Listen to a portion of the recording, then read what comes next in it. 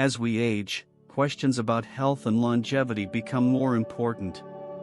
Have you ever wondered how long you'll live after 70?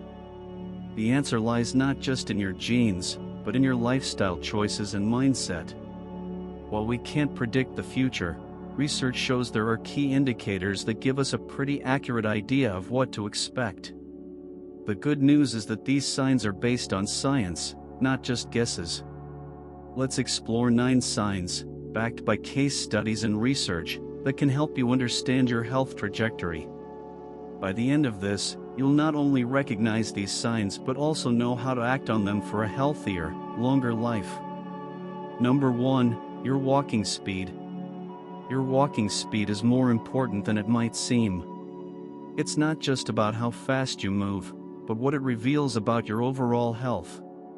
Researchers from the University of Pittsburgh studied over 34,000 older adults and found a clear link between walking speed and life expectancy. People who walked faster tended to live longer. For instance, those who walked at least 2.5 feet per second had a better chance of living longer than those who walked slower. This simple activity can be a powerful predictor of your overall health. Walking speed is a strong indicator of health and longevity. Let's think about 2 friends, Mary and Susan, both 70 years old. Mary walks briskly every morning, enjoying the fresh air and often visiting the park. Over time, this habit keeps her muscles strong and her heart healthy. Susan, however, prefers sitting at home. Her slower pace means she moves less, which can impact her overall health. Walking fast shows that your body is in good shape, but if you walk slower, don't worry. You can make improvements. Start by walking around your house and gradually take short walks outside. Balance exercises can also help. It's not about walking fast today, but about improving tomorrow. Think of walking as a daily health check. How fast you walk can show how well you're aging, and small steps now can lead to big health benefits later. Number 2, grip strength. Grip strength may seem small, but it says a lot about your overall health. Think about the last time you shook someone's hand. Did they have a firm grip? That's grip strength in action. But it's more than just how tightly you can squeeze. It's a sign of how strong your muscles are, and it can even give you insight into your heart health. I remember the first time I tried using a hand dynamometer. I was surprised at how much effort it took to squeeze it hard enough. That moment made me realize just how important grip strength is. It's not just about lifting weights or doing push-ups, it's about taking care of your muscles every day. A study in The Lancet showed that grip strength could predict life expectancy even better than blood pressure. This was an eye-opener. It means your grip strength could reveal how healthy your muscles are and how well your heart is doing. It's amazing how much we can learn from such a simple test.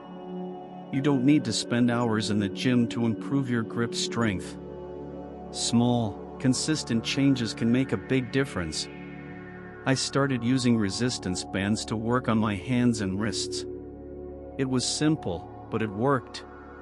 Just a few minutes each day can help you build strength over time. As you improve your grip, you'll also notice better overall health. So, the next time you squeeze a hand dynamometer or shake someone's hand, remember, it's not just about muscle strength, it's a sign of how well your body is doing. Take care of your grip, and it'll take care of you. Number 3, your social connections. Social connections are more important than we often realize. We all know that spending time with friends and family feels good, but it actually has a big impact on our health. I've noticed it myself. When I'm with friends, I feel energized and happy, but when I'm alone for too long, it's a different story. That feeling of isolation can weigh heavily on you. There's a powerful study from Brigham Young University that shows just how dangerous loneliness can be. The researchers found that being socially isolated can increase the risk of early death by up to 50%. That's a huge number. This made me reflect on how much we take for granted when we're surrounded by people. For older adults, having close friends or family can make the difference between living a long, happy life and struggling with mental and physical health issues. So, what can you do to stay connected? It's not as difficult as it might sound. Joining a community group or reconnecting with family can make a big difference. Even hobbies like painting, playing games, or joining a sports team can help. I started volunteering a few months ago, and it has been such a rewarding experience. Not only do I get to meet new people, but I also feel like I'm giving back to the community. Whether it's spending time with loved ones, making new friends, or helping out, staying socially active is key to living a longer, healthier life. If you've been feeling disconnected, take that first step. You never know how much of an impact it could have on your health. Number 4, quality of your sleep. Sleep is much more than just a way to feel rested. It plays a huge role in how long and how well we live. I used to think that as long as I stayed up late and still got a few hours of sleep, I'd be fine. But over time, I started feeling sluggish and unwell. It turns out that's not how sleep works. Research from the National Sleep Foundation shows that people who get 7 to 8 hours of good quality sleep every night are less likely to develop serious health problems.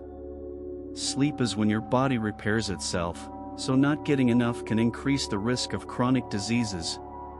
On the flip side, too much sleep isn't good either. Both extremes can shorten your life. I've learned that keeping a consistent sleep schedule is key.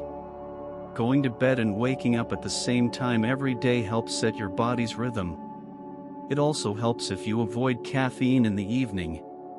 I used to drink coffee late into the night, but now I know how much it can mess with my sleep. Another thing that's worked for me is creating a bedtime routine. Reading a book or meditating before bed helps calm my mind and makes it easier to fall asleep. If you struggle with things like sleep apnea or insomnia, don't ignore it. Talking to a doctor can help you find solutions. The way we sleep has a bigger impact on our health than we often realize, so take care of your sleep, and it'll take care of you no matter how sick you get. Number 5, your waistline.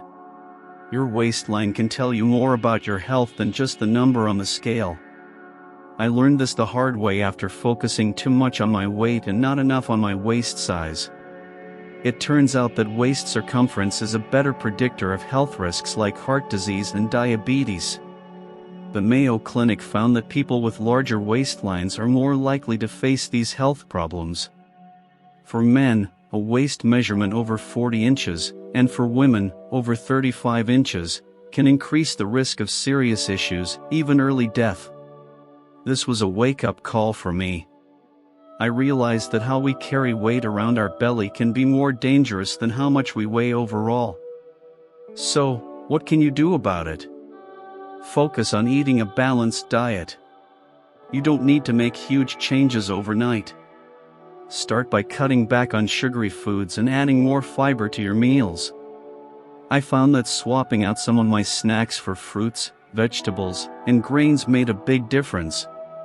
Exercise is also key.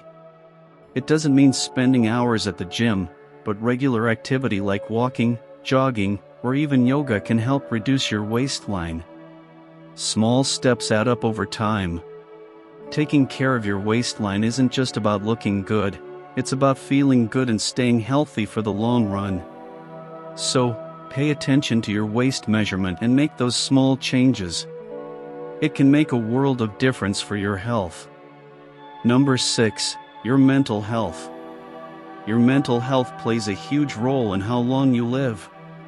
I used to think that stress and feeling down were just part of life, but then I came across a Harvard study that really opened my eyes. The study followed people for 80 years and found that those with a positive outlook lived longer and healthier lives. On the other hand, chronic stress and negative thinking led to higher mortality rates. I can understand why HR people are worried about stress. When I was first diagnosed with HRD, I thought nothing more than some people who were drained or sick. I've personally noticed how stress affects my body. It can make me feel drained, anxious, and even physically ill. But after reading this study, I realized that managing my mental health could make a big difference in my overall well-being. One of the best things I've done is start practicing mindfulness. It's simple but powerful. Whether it's through meditation or just taking a few minutes each day to focus on my breathing, it helps calm my mind and reduce stress. I also began journaling, which has become a way to express my thoughts and let go of worries. Therapy is another tool that can help. Sometimes talking to a professional can give you the support you need to manage stress and depression. It's okay to ask for help when things feel overwhelming. Surrounding myself with positive people has also made a big difference. When I'm around friends and family who uplift me, it's easier to keep a positive outlook. Taking care of your mental health isn't just about feeling better, it's about living longer. So, practice small habits like journaling, meditating, or seeking support. They can reduce stress and help you live a healthier life. Number 7, your flexibility and balance. How flexible and balanced are you? It may seem like a small thing, but being able to balance on one leg or touch your toes can tell you a lot about your health. I remember trying to balance on one leg and feeling a little wobbly. It made me realize how much we take balance and flexibility for granted, especially as we age. A study published in the British Journal of Sports Medicine found that seniors who could balance on one leg for at least 10 seconds had a much lower risk of dying early. It might seem surprising, but balance is linked to our overall strength and coordination. As we get older, our bodies naturally lose some flexibility, and that's when falls and injuries can become more likely. To improve your balance and flexibility, you don't need anything fancy. Yoga and Tai Chi are great practices that not only boost flexibility but also help you improve your balance.